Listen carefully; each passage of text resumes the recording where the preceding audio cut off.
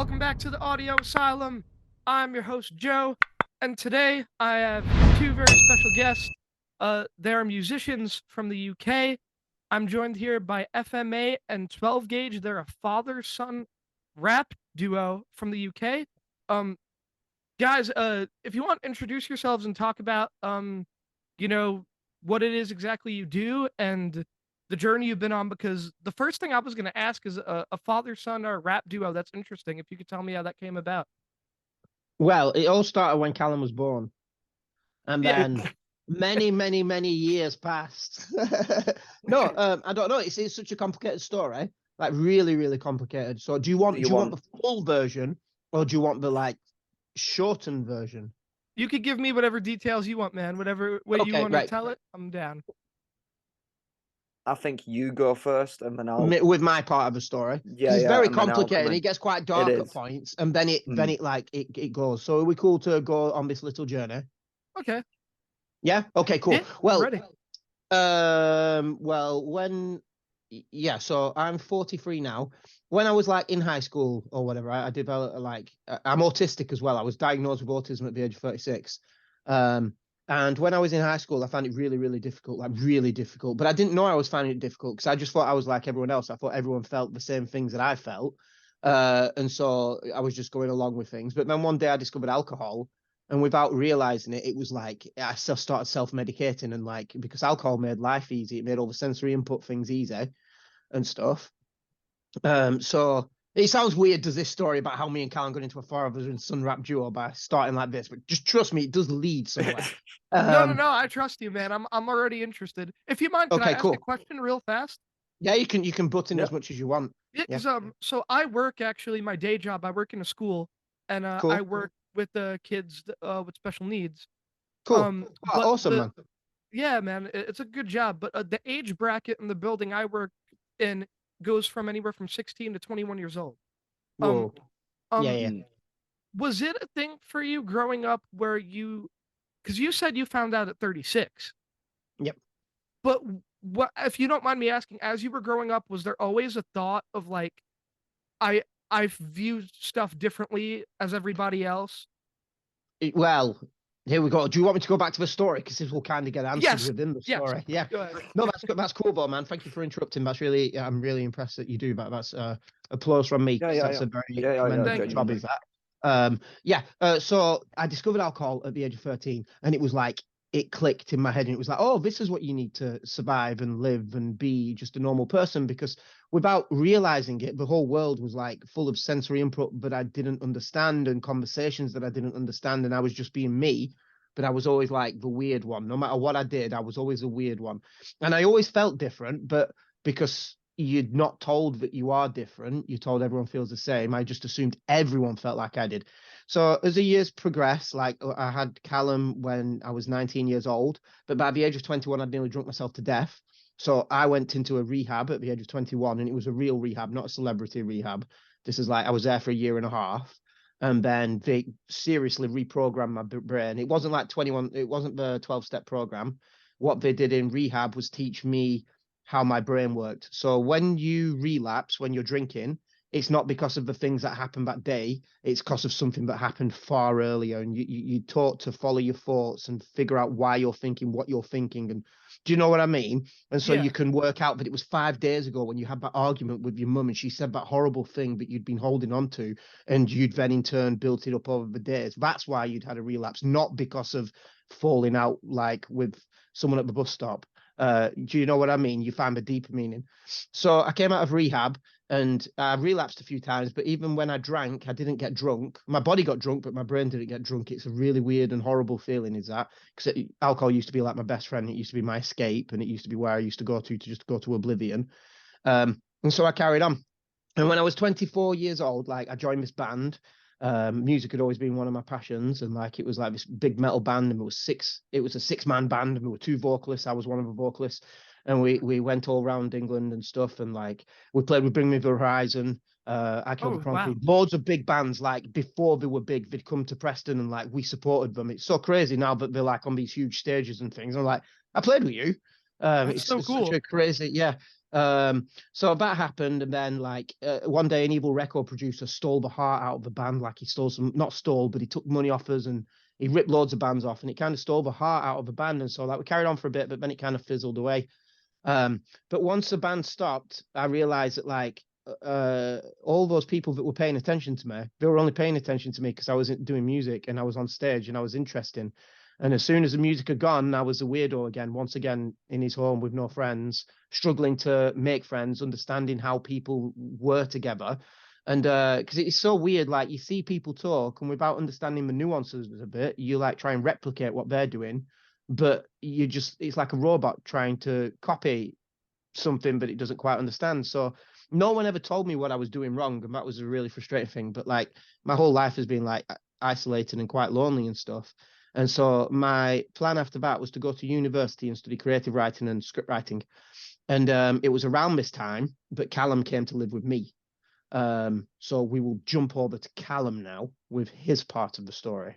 It's like part 2, but it's Yeah. happening immediately. So yeah, so okay, we're doing the story, Dad. I was listening then. I was like proper into your bit of the story then, Dad. Okay, yeah, no, you're meant to be paying Like attention, Callum. yeah. So yeah, we pretty much. I watched that band For My Anger. That's where the FMA comes from. I watched that band perform when I was like, 6, I think, 6 or 7. And they were performing at a park just near like where we're sat right now. It's just around the corner. And I remember seeing like my dad on stage, and he was screaming at people in the middle of this park on this like massive stage. And like as a 6-year-old, I'm like, that's what I want to do. And since that moment, I knew I wanted to be involved in music. I didn't know how. There was like periods of time where I'd turn around to my mum and I'd be like, "Oh yeah, I want to learn guitar." And then I'd get a guitar for my birthday. I'd play it twice, and then I'd put it down, and then I'd be like, "Oh yeah, now I want to be a DJ." And then I'd get like start doing that, and then I'd put it back down. And then I remember my dad played me Eminem, and the thing that started happening with me was when I went to high school. Like when I was a kid, I had like this a really shitty, abusive step parent who like pretty much like killed my confidence at like Yeah, he bullied you stupidly young, loads. like at like a stupidly young age, like at an age where you can't perceive the world and every adult is meant to be a good person.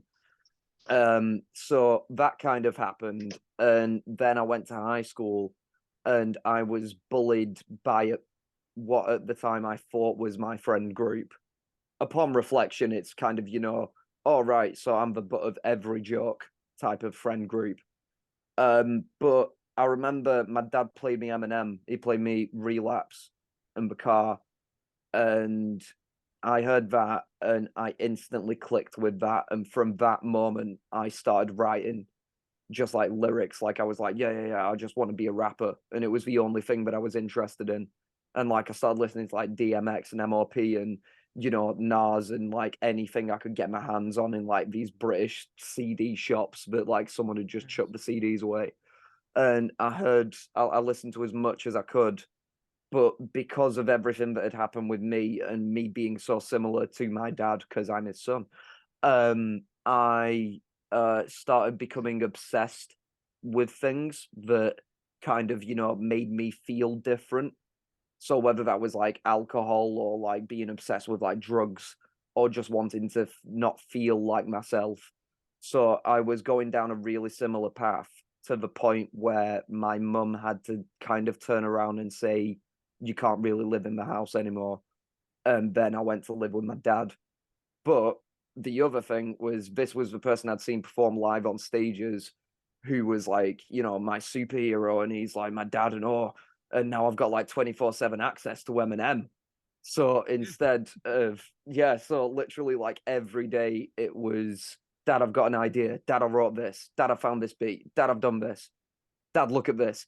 And that happened all the time until my mum organized like organized a like anti-racism gig in like my hometown, and she asked Dad if we could perform just to help my confidence because like through everything I'd developed a really bad stutter. I had really bad like self-confidence issues, and she thought performing a gig with Dad would be a really good thing for my confidence. So we did that one gig, and then that one gig led to 2 gigs, and then those 2 gigs led to more stuff, and then it led to EPs, and then an album. And but then it jumps to me, Callum. Story. yes, So after the back to 2 you. EPs, I'd taken a year out of uni because like I was being bullied at uni as well, like for being different and stuff. Like people were spreading stuff behind my back. And during that time, I took a proper IQ test, like a real IQ test. Whoa, was your cat being hard work as well? My cat's being hard work. She's decided Yes, this is a my very cat. moment to do as much as she can Sorry to about interrupt that. everything. It's cool. My cat's doing all it right, too. man. This is a cat's podcast today. That's an Instagram clip for sure. Yeah. So I'd taken a year out of uni and I'd done like an IQ test, like a real one, like a 2-hour one, like the doctors and stuff use. It's so cool doing a 2-hour. I thought it was cool. But one of the results that came back from that was that it's highly likely that I was autistic. And so I went back to uni. I managed to get a first in screenwriting, and I was on the radio and in the newspapers for my achievement. And then after that, I got my diagnosis. And it was at that moment when I got my diagnosis that I realized how important creativity is to me, because it's how I process the world and it's how I put the thoughts in my head out. If it's how I get the stuff that's going on in my head out. And since discovering that and getting my diagnosis, everything's like changed. So my whole life has become so much healthier since that point, having the diagnosis, understanding what's going on in my head, having the ability to create things, understanding why I create things and stuff. And so then we did the 2 EPs, and we went on to an album. We released the album. We were on Autism's Got Talent. We have been on BBC News. We did a rap for NJPW, which they put on their show. And like the other month, we had the developers of a video game called Sifu share one of our videos, because I got to give myself a thumbs up. I don't know how to get rid of that. So like since then it's just crazy. It's just grown and grown and grown, and it's like we're on our 2nd album now, which we spent a year writing during lockdown. And we're idiots. This project is stupidly big. So yeah, that's the longest answer you could ever ask for to your really simple question. No, dude, but that story is so like, that should be inspirational to a lot of people. Yeah. You know what I mean? From you guys coming from both hard backgrounds, father and son, to find an outlet. I don't have a completely similar story. I have a PDD, persistent depressive disorder, and I've never heard about. Yeah, I didn't know it was a thing. I got diagnosed, actually re-diagnosed a few months ago, and I'm 28. Yeah. And then 2 years before that, I got put as manic depressive disorder. Right. Okay. You know, and I would always feel different myself growing up. Like, I'm from the Bronx, so Yeah. I like heavy metal, punk rock, pro wrestling, and horror movies. And when you grow up in the Bronx and you go to school, not a lot of kids have stuff in common with you when you like that stuff. Really? Oh, that's a shame, man. Yeah, no, I mean, I have a great tight-knit friend group now that we all like, very similar stuff. But hearing parts of your story, I can help but sit and relate in certain senses, especially with the bullying and feeling like you perceive the world differently. And I've been in and out of friend groups where I've had secondhand bullying from, even as a grown-ass man. Like, I'm 28, just a year or two ago, I had to, have a friendship end because it was kind of, bullying and manipulation. Yeah, that's a shame, man. I'm sorry. No, it's all right. But like what you guys said, like that escape through the creativity of music, you guys feel comfortable on a stage, and I relate too, because like you get me at a party or at a bar.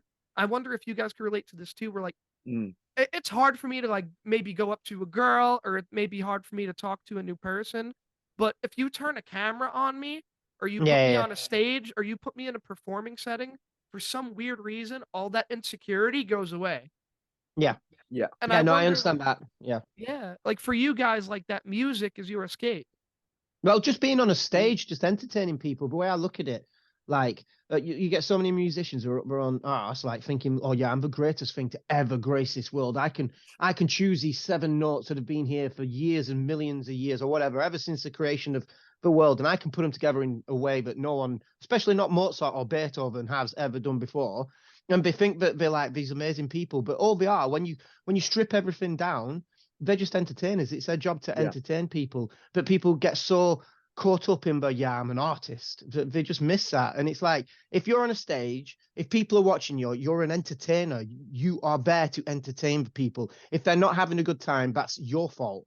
So you do your job and keep the people entertained. That's why, as an autistic person, it sounds crazy, because one-on-one, it's the most complicated thing in the world. It's like, where are their eyes looking? What are their hands doing? Why have they stopped there? What did they respond to what I said? Did I say something wrong? Did they mean something different with what they just said? Or were they referring to something? And do you know what I mean? Like, there's so many questions. It's like, what the hell? It's like, should I be staring directly at them? Should I look away now? Should I?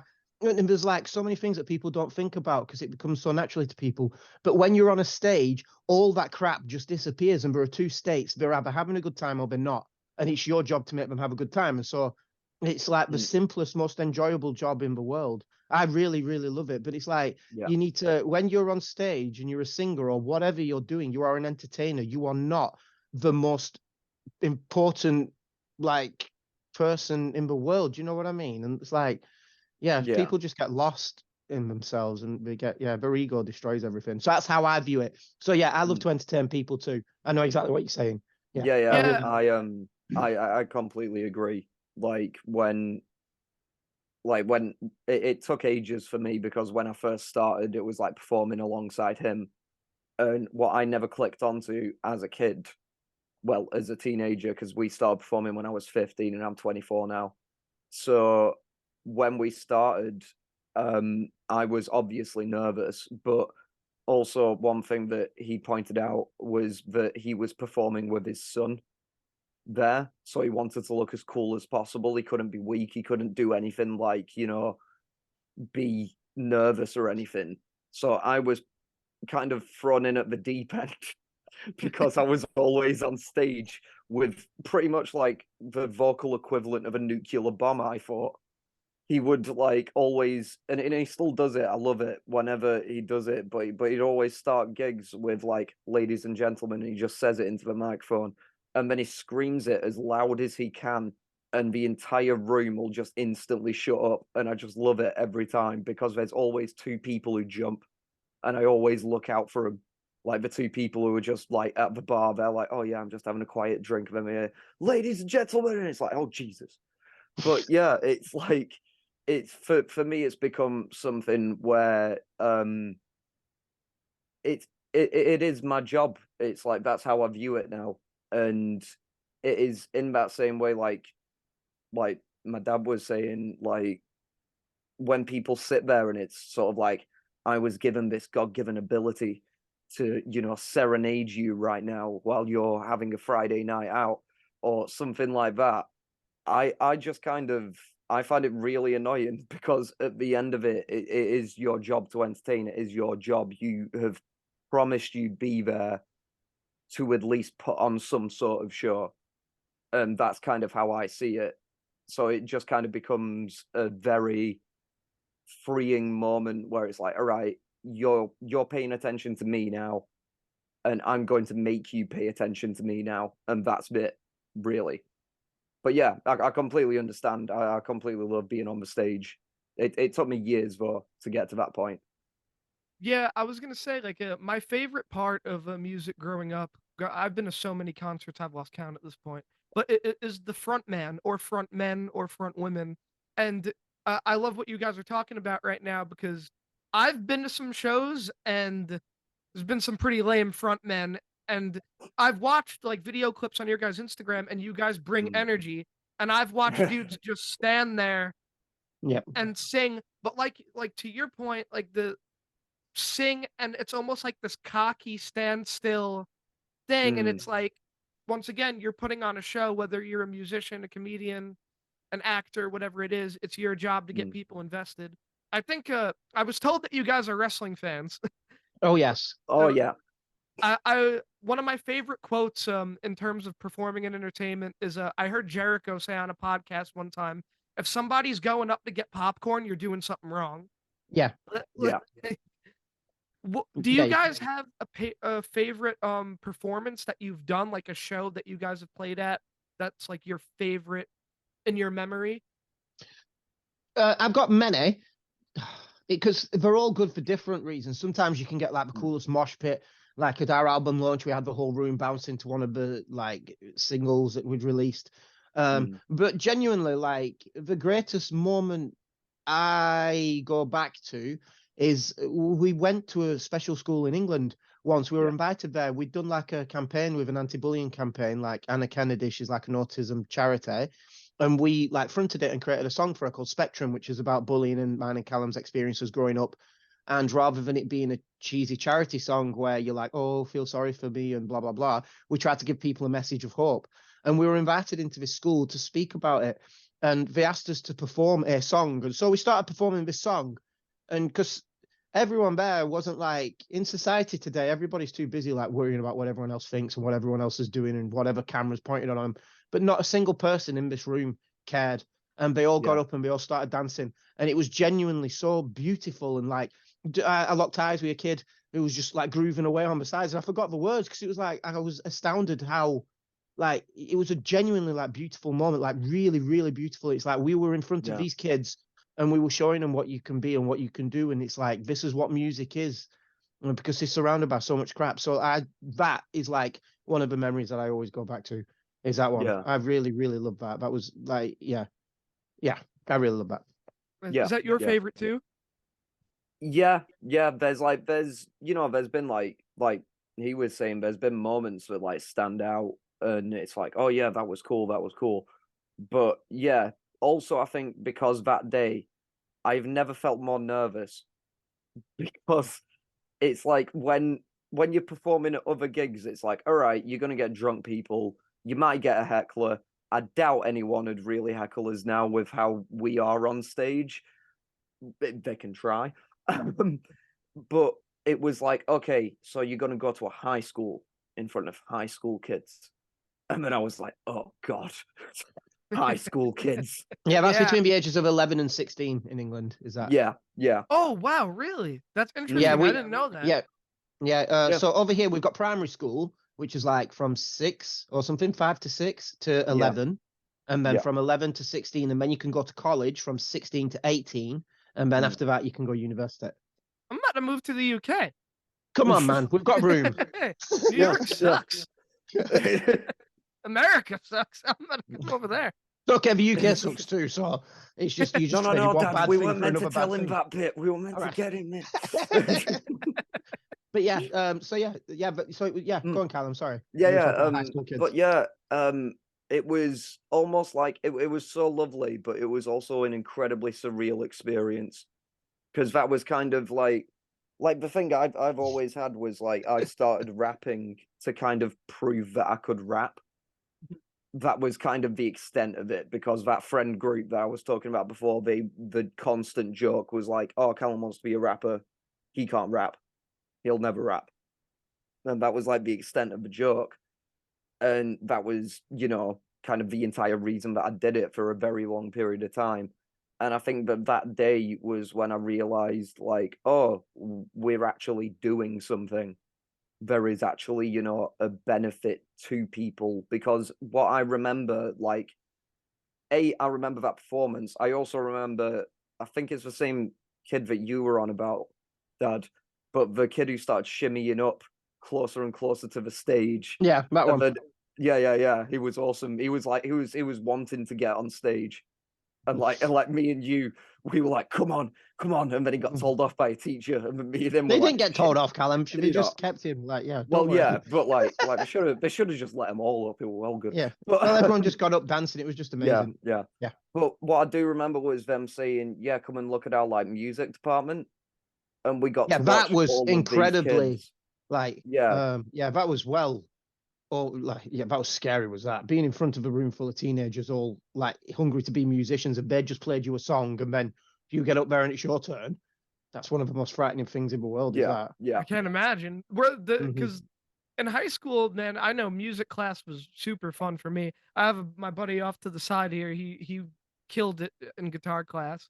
Cool. But Yeah, my buddy Anthony is here listening.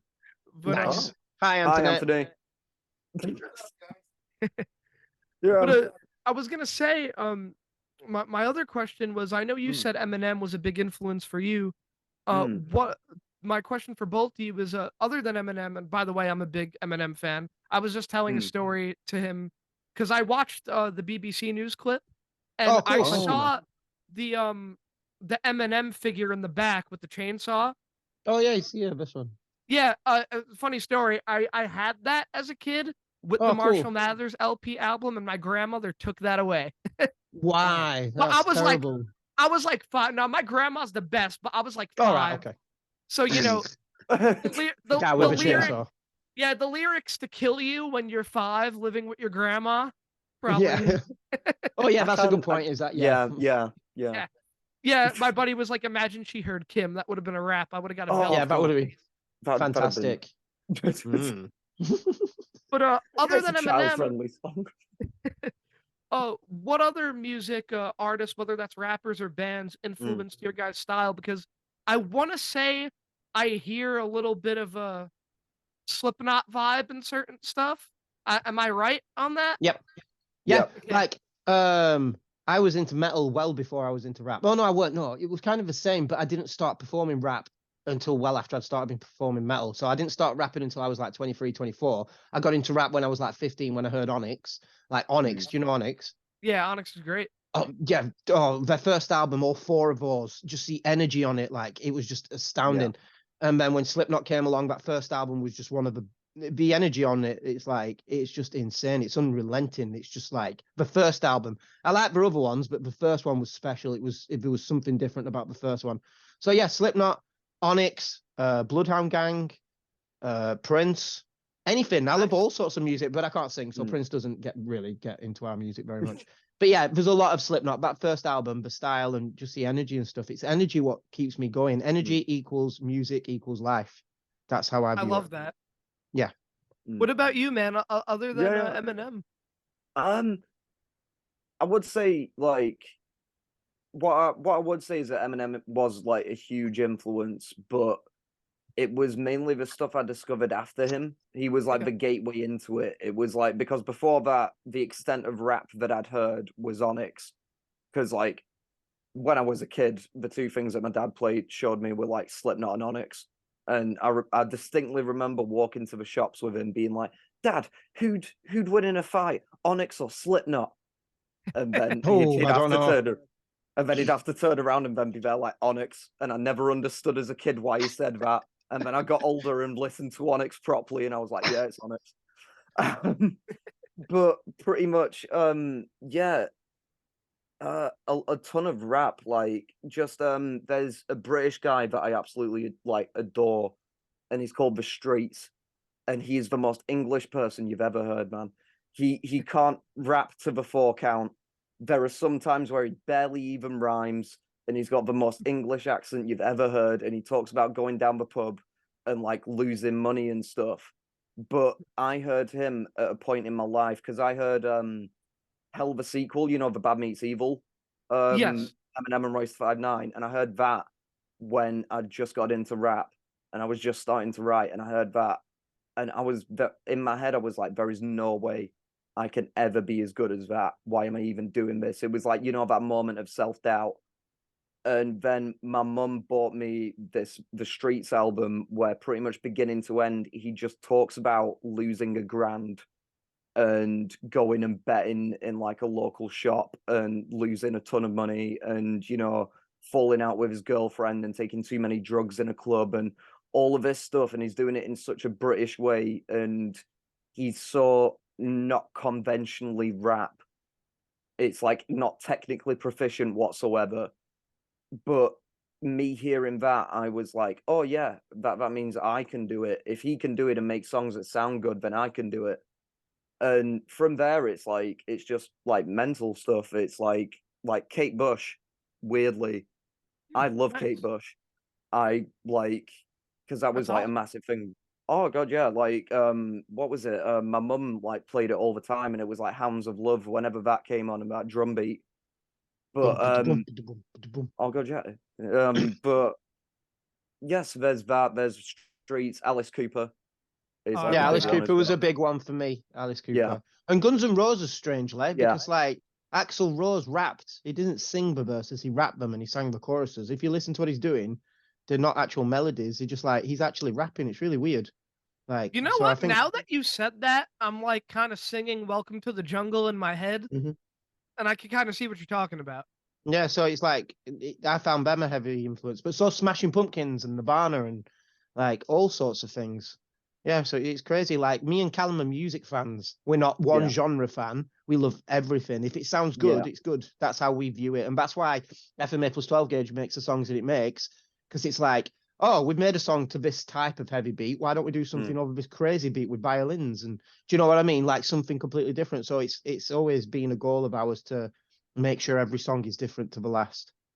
Yeah, Yeah, I think that's what makes anybody that does anything creative special when you try Mhm. to differentiate everything, because that shows that you're not in a box, and Yeah, that's mm. honestly my favorite kind of stuff.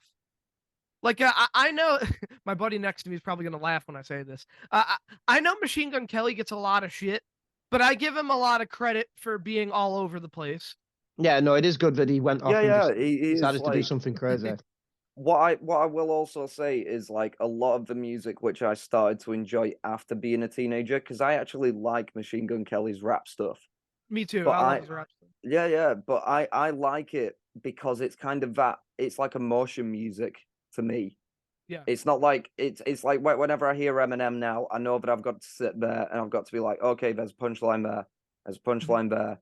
Or it's like if I hear Tech Nine, and then Oh, it's Tech like, Nine's okay, great. oh god, yeah. But like it kind of becomes, that type of music where it's like I've got to sit down and pay attention to this music. Whereas like whenever I heard Machine Gun Kelly, I was like, I can put this on in the background and it'll make me just feel something. It's like something I can repeatedly listen to. Whereas like Worldwide Choppers, like the first time I heard that, it blew my mind. And then every time after that, I was like, okay, I've heard this. And I'm like it's that with Green yeah, Day. I could put Green Day mm, on in the background like yeah, whenever. Yeah, yeah. And it's like that's kind of how I have always seen it. Like there's like technically exceptional songs out there, and it's like, oh my god, like that riff, that guitar solo, that like verse that you just did, and you like managed to rhyme X amount of words in a bar. But to me, I'd rather make a song that someone listens to every morning to get to work. That's kind of how I see it. And that's why I liked MGK, because when he was doing the rap stuff, it wasn't like the most like technically proficient rhyming every syllable in a sentence, but he was saying stuff that made you feel empowered or Yeah, for made you want sure. to dance or jump around or do something. So like that was why I enjoyed him. Nice, man. Speaking of Mm, feeling empowered, I hope you guys both don't mind this question, but you guys both talked about bullying and going through mm. yeah. the struggling with the use of alcohol and possibly drugs. Other than the music, what helped you guys overcome those battles, and also the misconceptions that you guys probably live with from people from having autism or dyslexia. What is Mm. how did you cope and overcome those battles? To me, it was creativity. Like ever since I was, as soon as, yeah, I've always made stuff. Always, like ever since I was little, I made stuff. And like I said, like when I was 36, it clicked into what I was actually doing. So I was writing stories, songs, drawing pictures, all sorts, all my life. And it was only when at university during the last year when I wrote my film script, um, that I realized exactly what was going on, because my film script was about this horrible year that I'd had and a breakup that I'd had, but I didn't even realize that I was writing about that. I was writing about just this cool story, this scary story that I thought was just cool. And then afterwards, and then giving it some time away from it and going back to it, I knew I could see exactly what it was about. And I've seen that in my songs as well, all the way since I've been writing them. Like I'd leave my songs for a few months and I'd go back to them and I'd be like, I was writing about that there, and I was writing about that there, and I was writing about that. And it's like that feeling, and like once you've got the words in the exact same perfect way, or you've drawn the picture in the right way, or you've edited the film exactly right, there's this strange feeling of like completeness. You've created something, you've brought something from once where there was nothing, you've created something, you've given form to nothing. Do you know what I mean? And that feeling is the feeling that kept me going, because that feeling is unlike anything else on this planet. And it's like, it's really hard to describe if you're not creative, but if you ever try creating something, you get to the end of whatever project you're making and you can look at it with pride and know you've tried and you've put everything into it, then that's the feeling that like kept me going. It gave me goosebumps over here, man. Good. That's what I planned on doing. 'Cause He's I got can a relate. script. Yeah, I've got a man. script right here. It's just there, like, right, give him goosebumps here. No, man, no, 'cause no. I can relate because, like, I do this Mm. show and I'm still learning guitar, and I just started getting into pro wrestling training, but I've been doing the show for 5 Oh. years. And like, you finish these videos even if they're silly, but the cool thing, and back to like your son's point a few minutes ago of I've had people like message me and go like, "Yo, that video made my day," or "That Yeah. podcast helped me out this morning." And he said, a song that gets somebody started in their morning, or like what you said, finishing a project. Like I just finished editing a video the other day that's different from any of the stuff we've ever done, and it's still Yeah. silly in its own way, but man, that feeling when you finish something that you worked hard on, that you put thought into. And you gave me goosebumps over here, man, because I can relate as a creative individual who, you're 36. Wait, how old are you? Are Oh, you no, I'm 36? 43. I'm 43 Oh, now. 43 and a half, sorry. Yeah, yeah. But, I always struggled with like, oh, I'm starting wrestling too late. I'm starting music and podcasting too Yeah. late. I'm in my late 20s. But I'm finally realizing this now, that age isn't anything but a number. Yeah. Yeah. But, yeah, man, Definitely. you got me a little emotional over here talking about that. Good. That was my plan. That was my little promo. DDP didn't start until he was like 35, weren't he? Yeah, no, that's a perfect good point. What Yeah. about you, There man? you go. What, like when you were coming through your battles, like what helped you?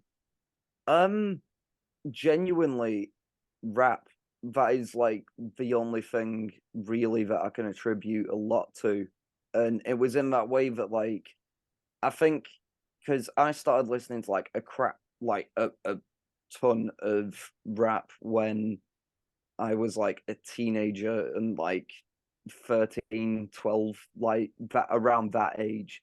So I was hearing like Onyx talk about like issues in like these places in America I'd never been. DMX talking about like, dealing drugs on a corner and robbing people. And like I'm just sat there in like this like small English town, like what is this? But then I started, as like the more that I listened and the more that I started clocking onto everything that they were actually talking about, it started to make me appreciate what I actually had, because I started to realize there are people out there with incredibly bigger issues than I will ever know or have to deal with.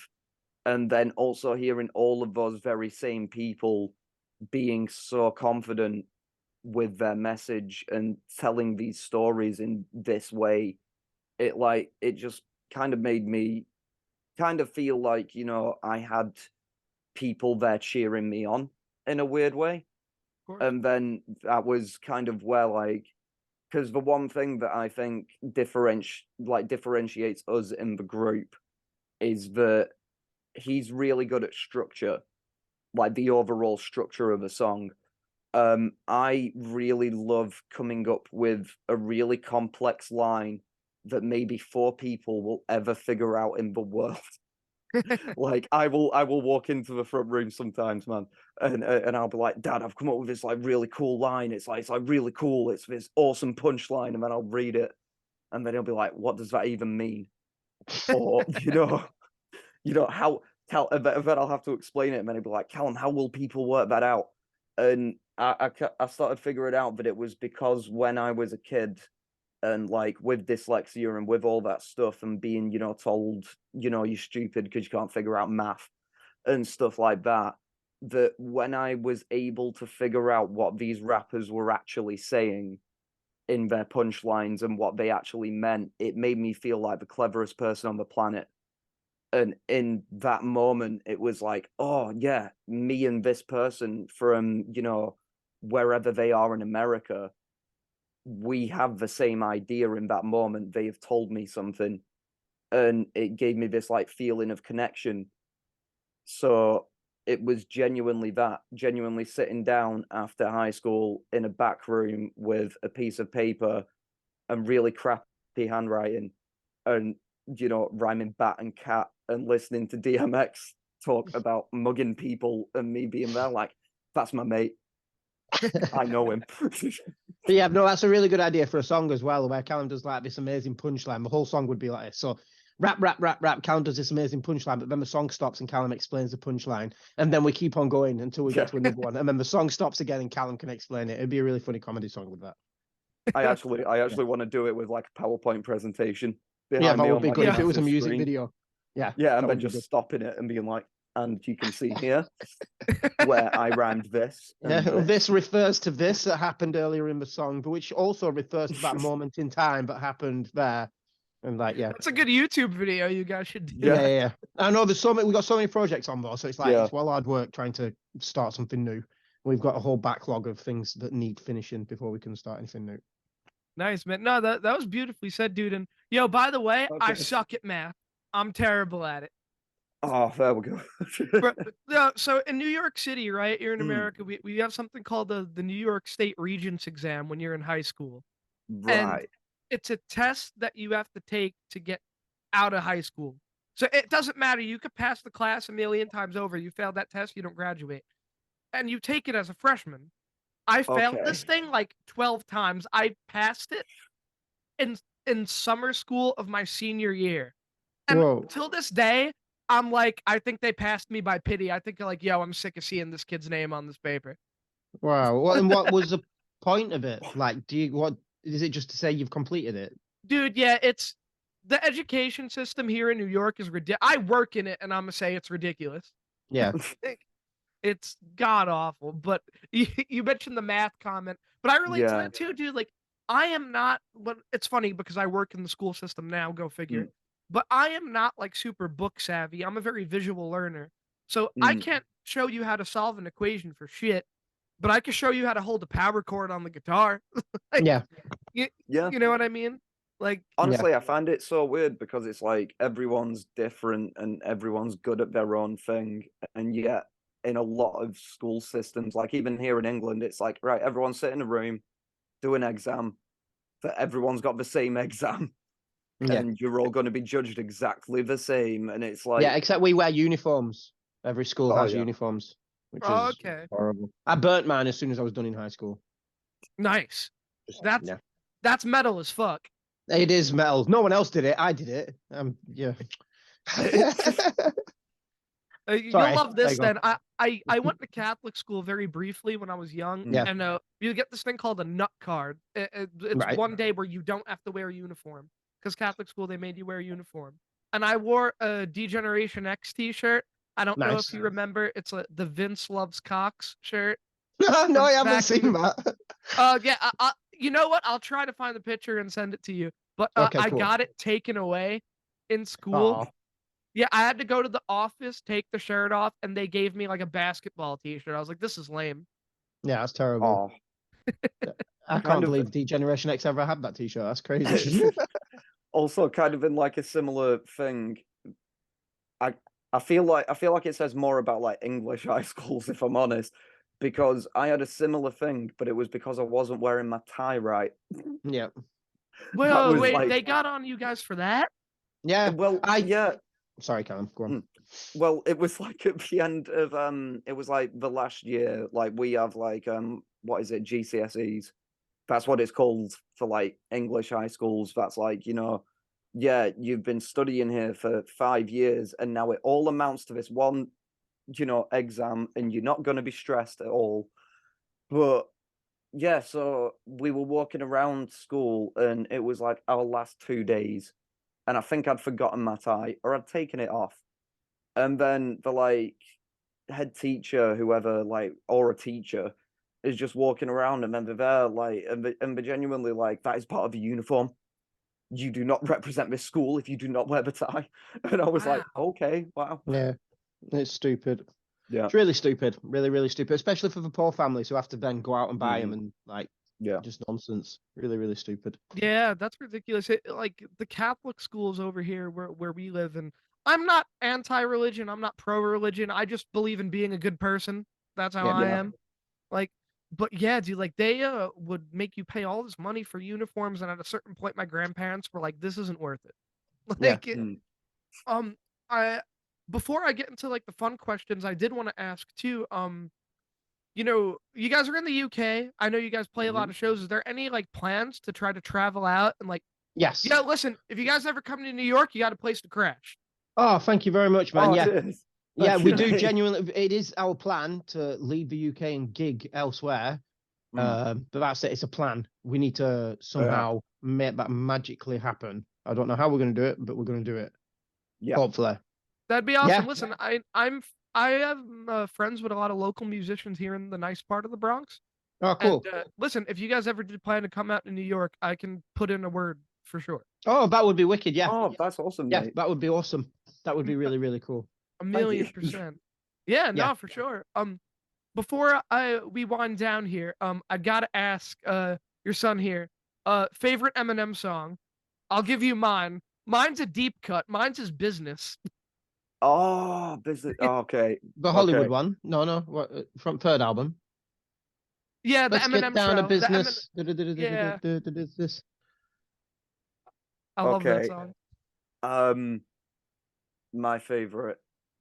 It's either Remember Me because it has Sticky Fingers on it, Nice.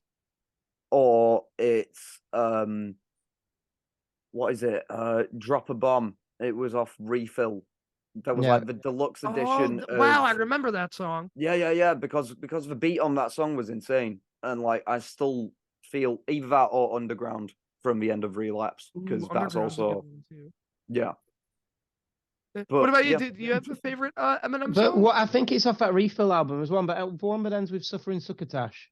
I love that there's no chorus in it. And he just builds and builds and builds. are It's you just well thinking cool. of the freestyle that he did?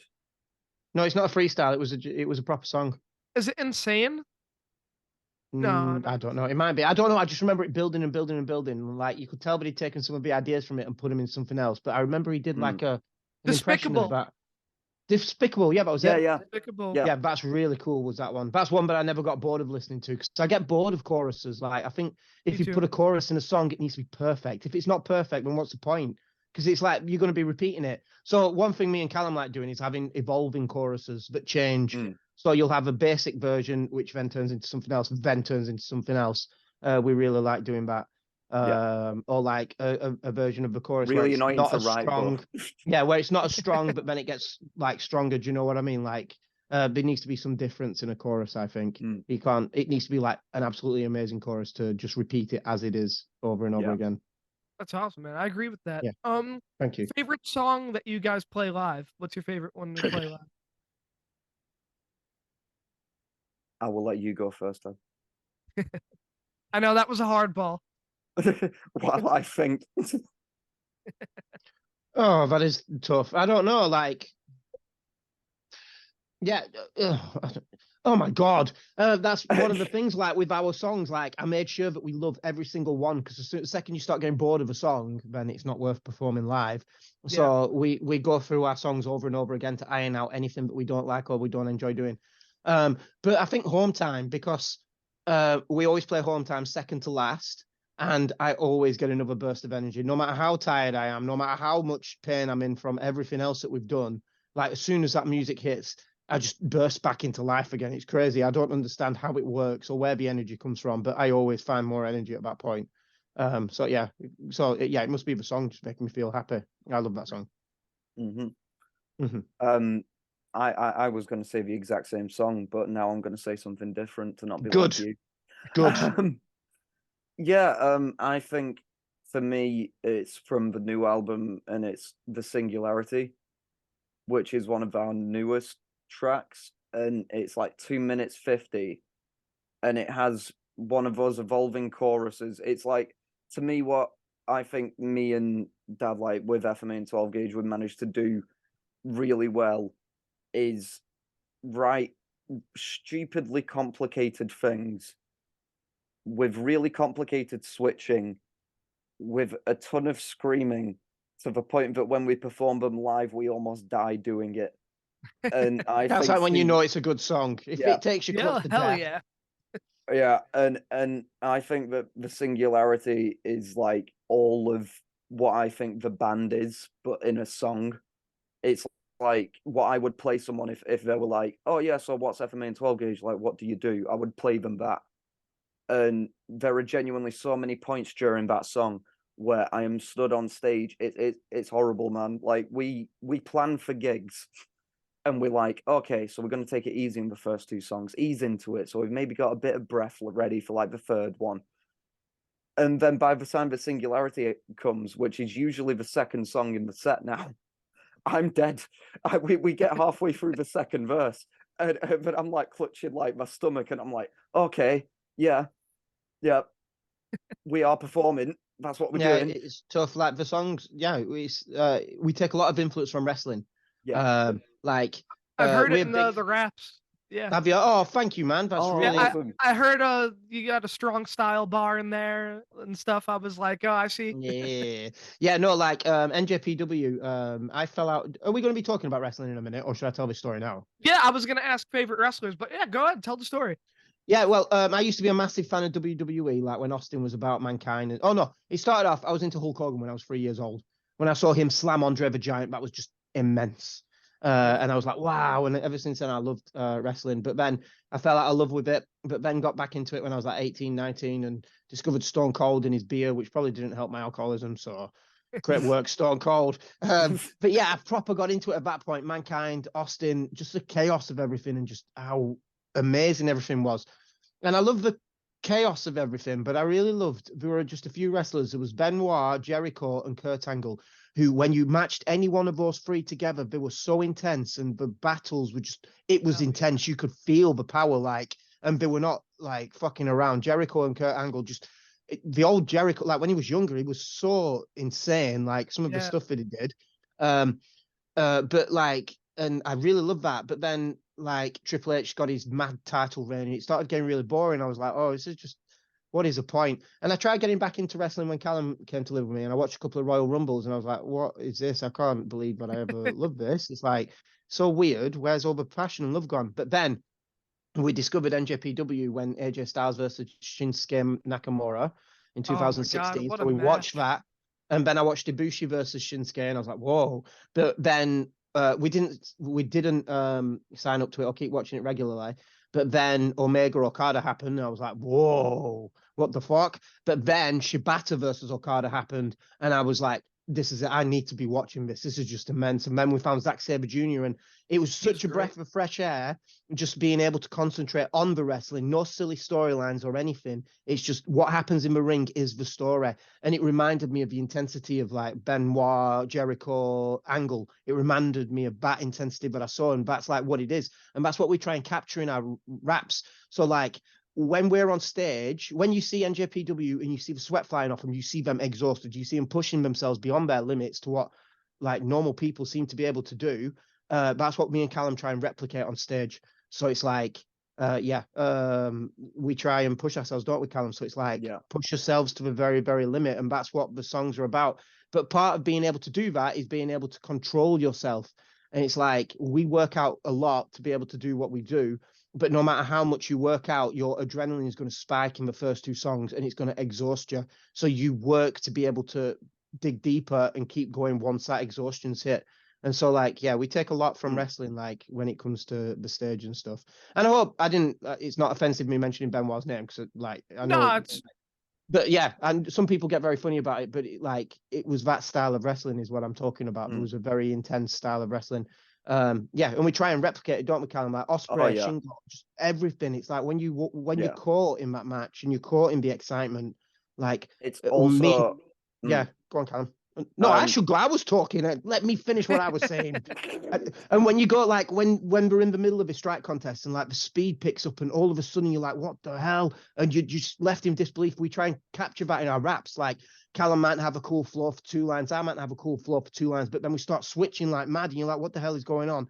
And so we're trying to do an oral, AURAL, representation of the excitement that we feel within NJPW. That's what me and Callum try and do when we get like the super fast switching, and that's what the singularity is that Callum's talking about.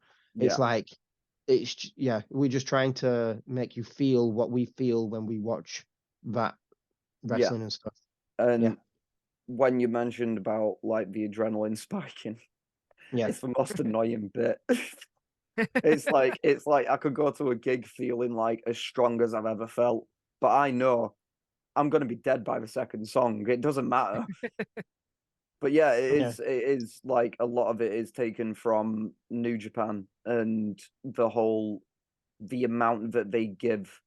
Well, wrestling in general, really. I'm not just going to attribute it to New Japan. I still think that wrestling. I don't. All wrestlers. Yeah, sorry, I didn't mean to say that. All wrestlers do the same. It's just they're presented differently, and we really love the way Japan does it because they're like the audiences are so respectful and quiet, and like as it gets more exciting, they're growing excitement. It kind of lends to this this big feel. But you don't get that in American audiences or British audiences because like you get the chants, you get all the things going. So like the energy doesn't build or dip. It's kind of like one constant, and the energy comes from the ring, if that makes sense. Sure. Whereas in Japan they just treat it so differently. It's just crazy. Yeah. Sorry, Callum. I keep interrupting you. We're talking about my special interest now, so I'm gonna find it very hard to keep my mouth shut. Yeah, but I still think that like wrestling's like for some odd reason it's like everyone who goes to a film understands that they use special effects and they don't scream that the film is fake. Everyone can go and watch a theatre thing and watch someone pretend to be stabbed with a sword in a play, and they're not going to stand there and be like, he's not really dead.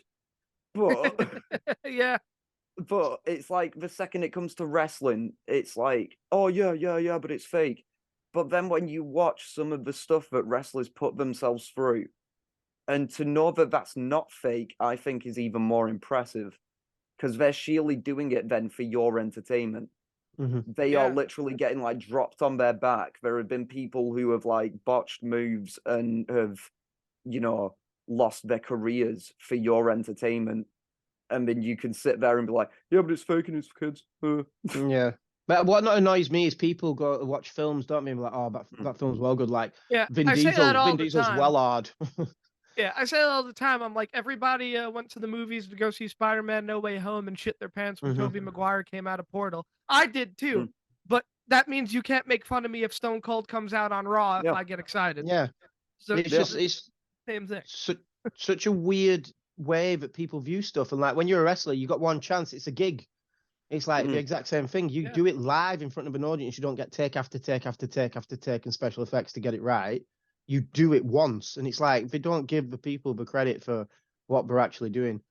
And it's just like it's as a writer and a screenwriter and stuff, I love stories, and I think wrestling is the most like sincere and true form of storytelling that there is, because it's about wins and losses. When you get right down to it, it's about one guy versus another guy in the ring and who's going to win. But that story is told over and over and over again, and I'm astounded that each time you're told that story, you're still there going, oh my God, and you still get invested. It's like, it's so crazy, is that? Like when you think about it from like a logical point of view, it's like once upon a time, and then the bit in the middle, and then they all lived happily ever after, and you need to make that exciting every single time. And it's like, that is so impressive that they do it every single time. And like, that's what astounds me about it. Like, how the hell do you create a story from zeros and ones? Because that's all wins and losses are, just zeros and ones with a belt as a prop. And it's just like, it's really astounding. I love it. Do you watch NJPW, by the way? I try to. It's kind of hard to get here in New York. I know they have the streaming thing, but I don't have any Amazon products. So, but I get on the website. I'm a big what's this guy's name? Jay White fan.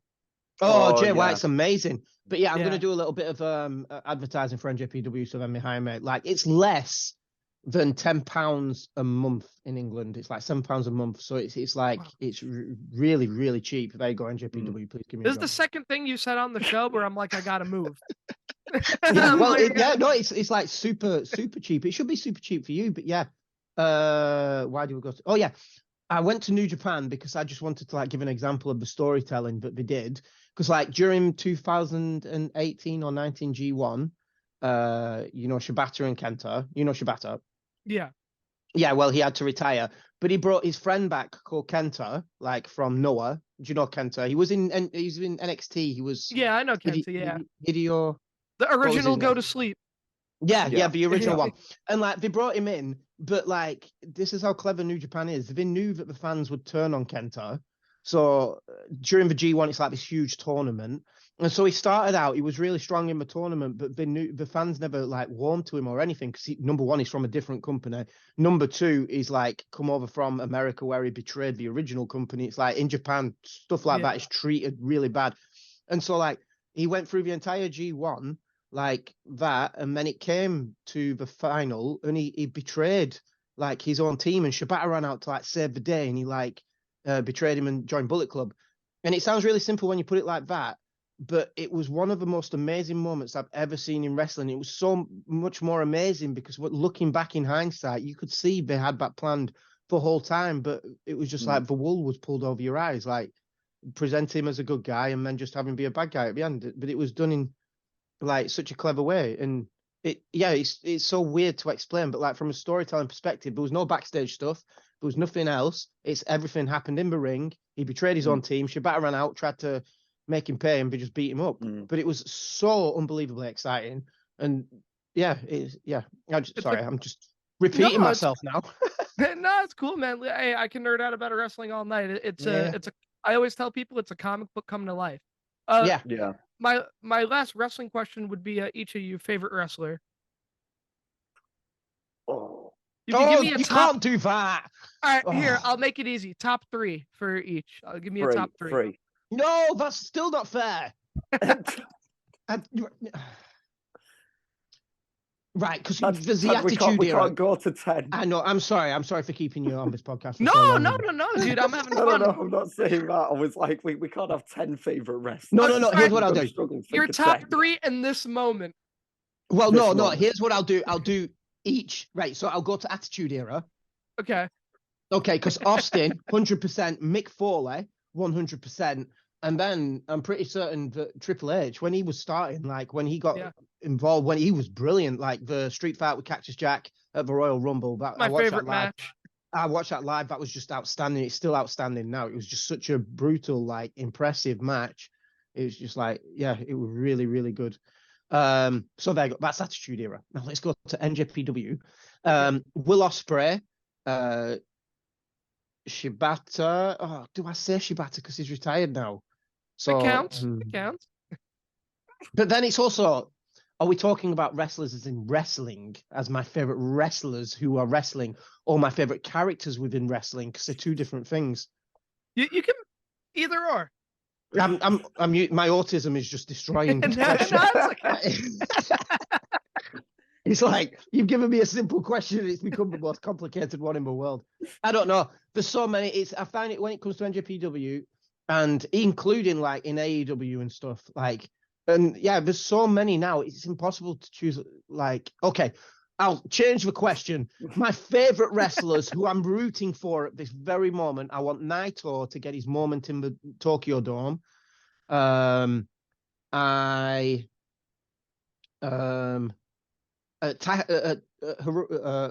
Takahashi, I love him like to bits. I just think his madness is just absolutely amazing. And Zack Sabre Jr. I want Zack Sabre Jr. to get to the very, very top, not just because he's British, but like watching him wrestle is unlike watching anyone else.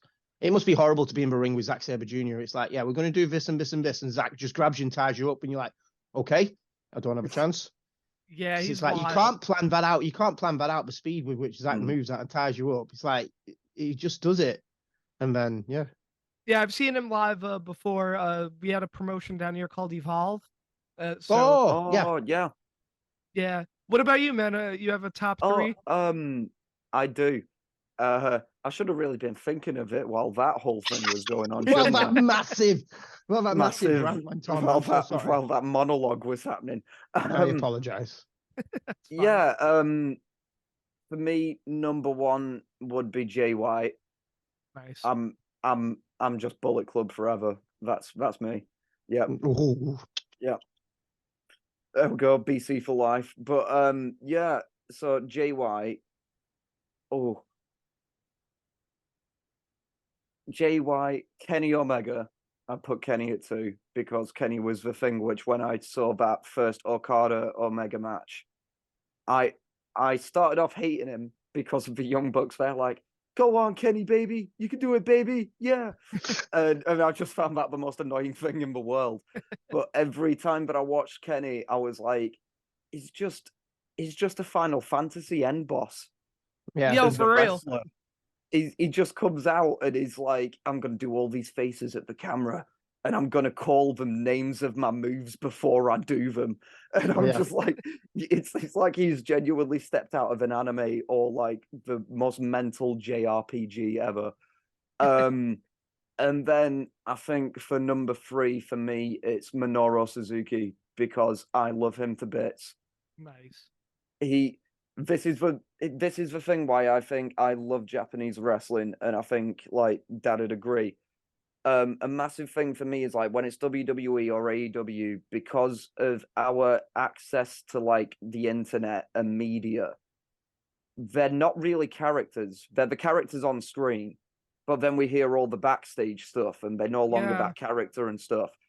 And it's like you can hear about, I don't know, like trying to think of an example, but like, you know, a monster heel that's never said a word in their life, and then you see them on Instagram walking their like chihuahua.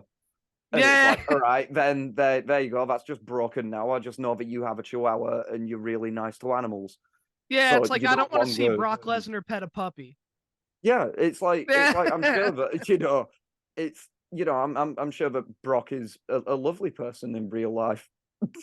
I think he might also be terrified, but yeah, but with like Suzuki was like the exception to that though, because I remember I followed him on Twitter, and before that I'd seen, you know, Suzuki come out with the thing on like the towel over his head, the whole crowd like chanting his music and like doing that one like chant, and then him doing the most brutal chops and like strikes to people and just looking like just this insane old man that had just hurt you if you looked at him wrong. And then I followed him on Twitter, and he every day would tweet out in Japanese my stance of the day. And then I'm like, all right, what's this, Suzuki? And it's a picture of his socks. The man has like the world's largest collection of novelty socks. And he takes pictures of them every day and tweets them out. And I had to unfollow him because he seems like so sweet and lovely, but it was genuinely breaking the Suzuki character for me when Yeah. I went on and he was sat on a Harley Davidson in a little hat, staring at the camera, just smiling. And I was like, no, Suzuki, you're meant to be like this rock hard old man that doesn't sleep and just turns up to the arena and no one wants him there. But yeah, Suzuki. And because there's recently been, he announced like the end of Suzuki Gun, his faction in Oh, NJPW. okay. And I'm pretty sure the retirement announcement will be coming soon. And that is just going to be really sad for me because he was He might not I do, Callum, because he's still going. I thought he was going to announce retirement, but then he carried on. He came out and fought some more people. but So it's it's like, also what? Suzuki. Yeah. It's also It's the Suzuki. I don't world know of if he ever will. it's that Yeah. world of wrestling, man. Like I know Hmm. when Randy Orton retires, I'm probably gonna cry. Yeah. Yeah. No. Yeah. I Yeah, think but- my top 3, if Go on. I were to give it to you, I was it would I was be- about to ask you that as well. I was going to be. Yeah. You took the So question out of my mouth. I'm sorry, man. I grew up with everything, so I'm gonna try to give you somebody from every era. The Rock, because when I was a kid, nobody was cooler. Which Yeah. version? Oh, you know what? I'm gonna give a curveball. Hollywood Rock. Oh, whoa! When he came back Yeah, because he was goddamn with the hilarious. tattoo. Yeah. Hollywood Rock. Jericho, every version of Jericho, every Yeah. version. The king of reinventing himself. And Yeah. I know he's kind of a dick, and this goes back to your point of the internet ruining wrestling. I love CM Punk. I hate how he is sometimes, but I love him. I always say like he's a dick, but he's my dick. Yeah. Like How do you feel about the Yeah. CM Punk stuff? Here's my thing. At the end of the day, we don't really know what happened. I think there's a time and a place to conduct your feelings. I Yeah. don't think it was the press conference. No, it was a very foolish I thing think to some happen. of it was character, like when he was talking about MJF and stuff. I think that was him trying to talk the program up. Yeah. But I think yeah, at the end of the day, dude, you're a grown ass man. You should have pulled everybody aside in private Yeah. and spoke about however you felt. Yeah. If he comes back, he needs to come back as a bad guy. Yeah, there's like 100%. I But did if hear he, this like I was gonna uh say, just if he doesn't come back, then you ended it as world champion and you made controversy. Oh yeah, that's a really good point. Is that I never thought about. yeah. That is a good way of ending it. I do have an addendum to my answer, if I can add it. Any comedy wrestler who can actually make me laugh and not just be silly in the ring, but genuinely make me laugh is like amazing. So the Kurt Hurricane, Angle. yeah, Kurt Angle was amazing. The Hurricane, he was just absolutely astounding. And in New Japan was Toru Yano.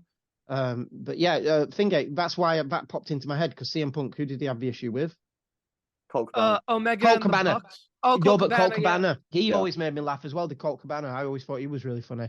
Yeah. And Orange Cassidy. Orange Cassidy is awesome. Oh, I'm he's really, great. really impressed with him. Yeah, but yeah, if you can make me laugh, if you can make me feel something when you're like wrestling, it's like, yeah, you're good. You're really good. And it's the same as like with music. If someone gets up on stage and you don't feel a thing, they haven't done a very good job. And it's the same with wrestling. If they get in the ring and you don't feel any emotion, then that's the only time that you're kind of failing, isn't it? I reckon. Sure. It's even if you hate the person that they're making you feel something, you're fighting for good. You're like rooting for good versus evil at that point. Sure, that's the best part of it, man. It is. I have a final question, and it's kind of funny, but like I'm genuinely want to know.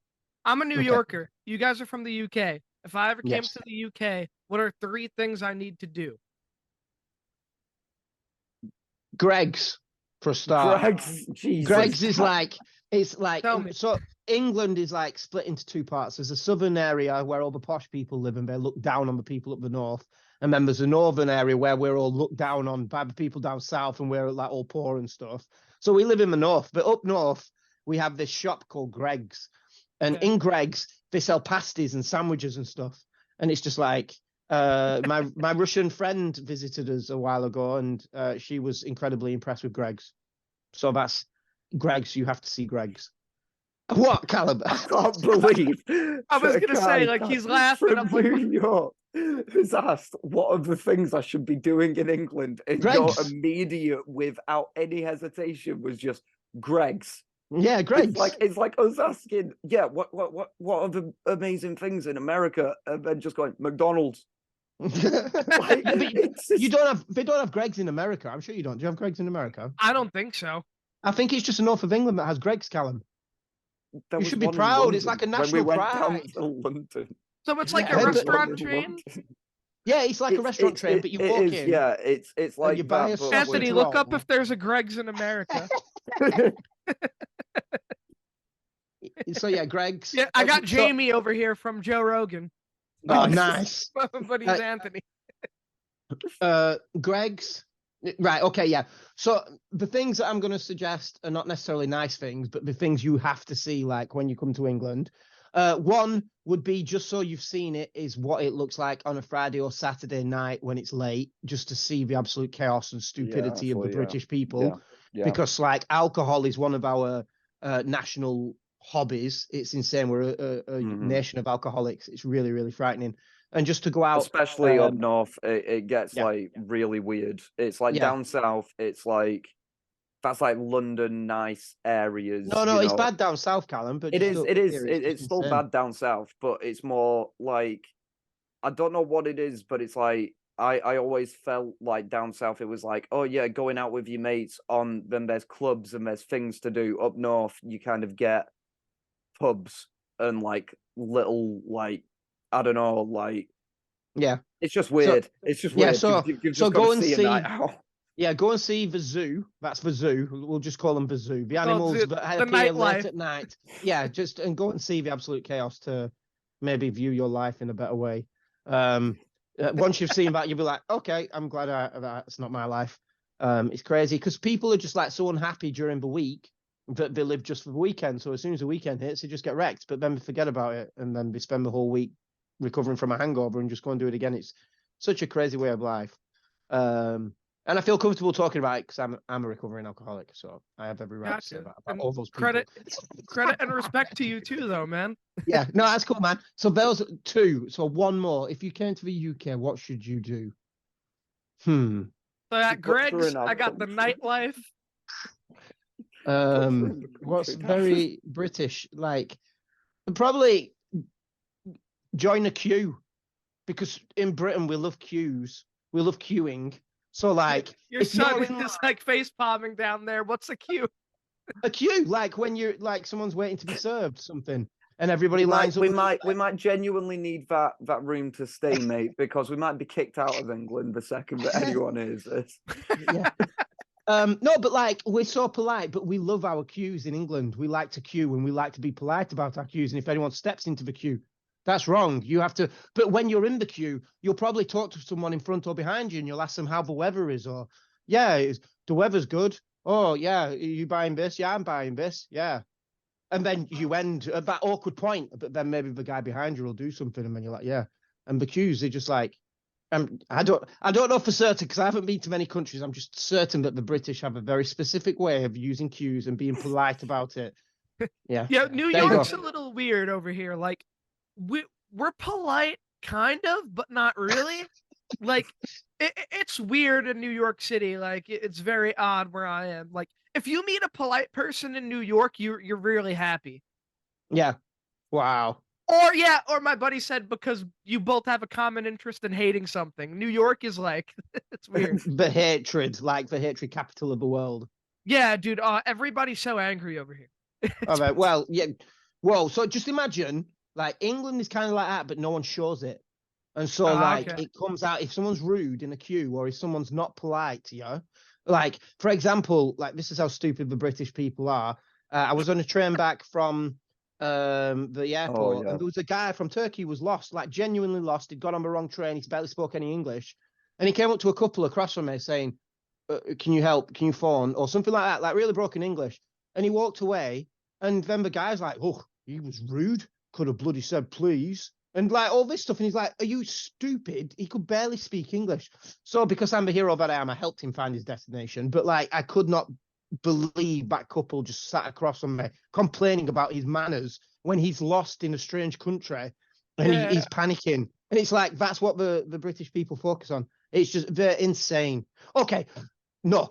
I've got another one. But also how stupid some people are regarding the monarchy, like the king or the queen or whatever. Like, you've got people in England who love those people and they are insane because it's just like that person. They worship the ground they walk on. Yeah, it's like they're inbred idiots.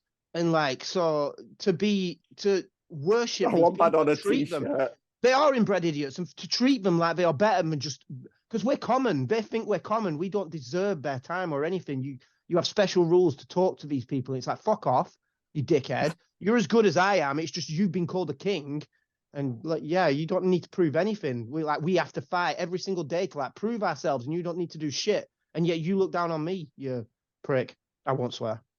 I already have. Dude, you can swear it up on this show. I always say curse words sound so much cooler coming from like people from where you guys are than it does over here. Oh, thank you, man. Oh, yeah, really? Thank you. Thank you. Like, if we say the word cunt, it doesn't sound I was about to say cunt. Just then I was going to say you cunt. But, like, I was like, oh, should I really say that? Yeah, my friend just made a good point. He was like, cunt only sounds cool coming from a British or an Irish guy. 1,000,000%. That is true. Thank you very much, man. Thank you. Thank you. Is that Anthony? Did Anthony Yep, that is Anthony, yeah. Thank you, Anthony. Thank you. Thank you.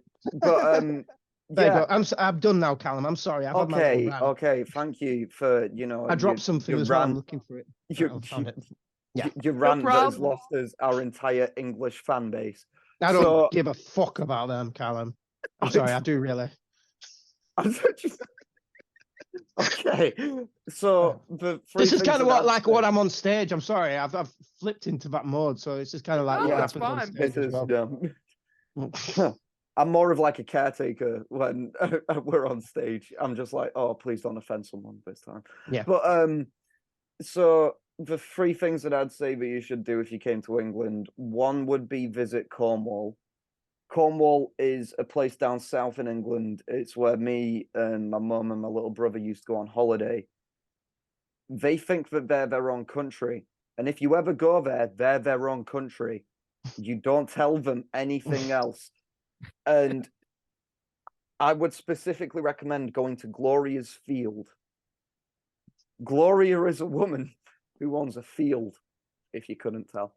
The, it was where me and my mum and my little brother used to go camping, and it genuinely feels how I imagine it feels going to some sort of, what are they called, like a Mormon, like it is Mormon, isn't it? The people who like cut off from technology. I Is believe it? so. Yeah. Yeah. It's like going slightly back in time. The Amish, yeah. Amish, there we yeah, go. that's it. I knew it wasn't. Damn it! But I'm just lost as the Mormon fans now. Yeah, I've fucked Britain and you fuck the Mormons. When you put it like that, yeah. So it's genuinely sometimes going down to this certain part of Cornwall is like going back in time. It's they had like fairs apparently. Like my mum was saying she went to a fair with all of the Cornish women, and they all sat around drinking homemade cider that they didn't tell my mum was cider, so she was drinking it like it's apple juice because it apparently just tasted like apple juice, and this thing is like close to a spirit percentage of alcohol. So she's like pissed by like 1 o'clock in the afternoon. Meanwhile, all these Cornish women are like just sat there knitting on this like field. And they're just knitting and they're just looking around. And then they're just there like, oh, have you heard about Geraldine? It's like this like really weird place, but it is like awesome down there. It's like you've pretty much down there, you've got beaches, like actual beaches, like Spain level beaches. Yeah. But because you're right near the sea, you could get a storm that'd last 3 days or like an entire week of just sun. And it's really cheap. So yeah, there's that. The other thing I'd say is we have a ton of castles. Take your pick. Castles, wow. Castles. Genuinely, I was trying to nail it down in my head, but then I'm like, yeah, but it's like you could, I don't know, drive like 10 miles and you'll find one. The thing I would say, That is cool. Yeah, castles are cool. They are, Yeah. and we have like a ton. The one thing we have the which projects, we don't have castles. No, the one thing which I would say, I don't know if it's in Manchester, but because we're in the northwest of England, so it's like divided into like 4 sections, and we're in Lancashire, and Lancashire is near Manchester, and we used to be kind of like the hub of a lot of the workers because we're near Liverpool as well, so we have like a really big dock, and there used to be like just tons of towns with tons of mills, and everywhere around here just used to be like council houses, like kind of like in America, like a project, like the low income housing. Yeah. And it's just all of that all around. But there is a letter, I think it's in Manchester, and this is like the one reason why I'm so proud to be from here, like more than anything, especially with the connection to rap and everything. So when the revolution was going on in America to do with slavery and all of that stuff, all the cotton that was being picked by the slaves was being sent to the north of England, where tons of workers and families and kids and just tons of people were working in these like really shitty mills under horrible conditions.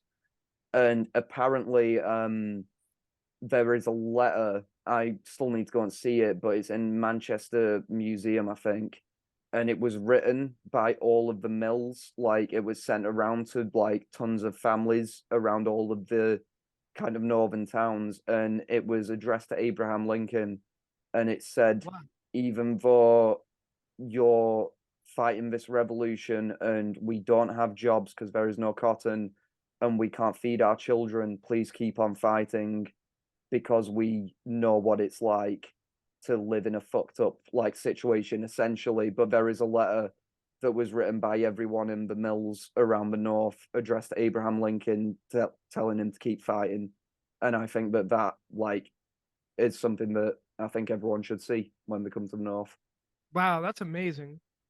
I need to for sure like check that out and do research on that. That is cool. I hope you got that right, Callum. You haven't just made that up, and that's just a cool story that you've told.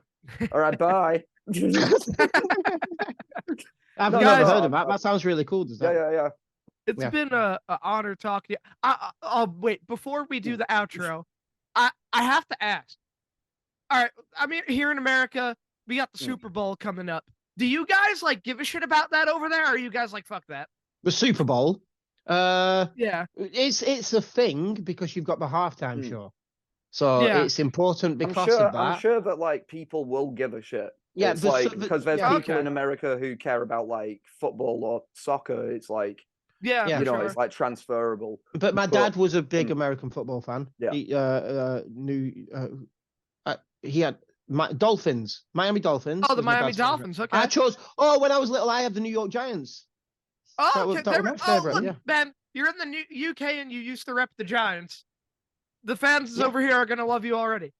Oh, thank you. Yeah, Yeah. it was the New York Giants that I used to. Yeah, because we played John Madden on the Commodore 64, I think, or like on the Nice. Amiga. Yeah, That's cool. So, Yeah, because yeah. I'm sitting here and like as I was on my way home, like thinking of what to ask you guys, I was like, wait a minute. I was like, the Super Bowl's in 2 weeks. I gotta ask these guys if they give a shit about the Super Bowl over there. yeah, yeah, it always makes news and stuff. But yeah, who's playing this year? The Oh. Eagles and the Chiefs. Cool. So not the New York Giants or the Miami Yeah, Dolphins. no, unfortunately. Nah. Soz, man. There we go. It's blocked out. Man, That's cool, guys, though. But yeah, it's been so cool talking to you guys, and man, thank I you. feel like I could talk to you guys for hours. Maybe we got to get you guys back on, but we'd Yeah, love to. We definitely. would love to do that. Yeah, because I feel. I'm sorry, I've talked loads. I've got myself all No, it's excited. okay. I can't shut myself up. I've really enjoyed talking to you like a lot. All the questions that you've asked have been things that I proper wanted to talk about, and I wanted to talk more about wrestling because I could just talk about wrestling forever. I should start my own podcast and just with me on it and just talk. But yeah, we would love to. 100%, we would love to come back on, man. Yeah. We really genuinely loved the video of the what did you the call Dare it? Pong, yeah. Dare Pong. Yeah. And what's the title that you fight for? Oh yes. Oh, so it's the Dare Pong Championship. So whoever. Dare Pong Championship. Well, Yeah, the we have champion the that you title. have at the minute, I can't remember his name. His voice was amazing. He had such a cool Denzel? voice. Yeah. He was a real champion, a true champion. Like he came out of that, like fighting champ. yeah, he was, and his opponent put up such a good fight, but it was like unfortunately, like he lost the champion thank won. you guys. It was that means a excellent. lot It was that really, you guys really enjoyed cool. the videos. I hope you guys check it was real. the rest of them out. We're making content by the weeks. Listen. Yeah, we subscribed, man. yeah. We subscribed. Thank you. I'm subscribed to you guys too. I'm checking out thank you the very music. much. Thank you. Please. Oh, my buddy subscribed also. Oh, thank you so much, thank you. Anthony. Thank you. Thank you, Anthony. Guys, for the people listening on Apple and Spotify when this comes out, and for this will be on YouTube as well, where can they find you on social media, and where can they listen to the music?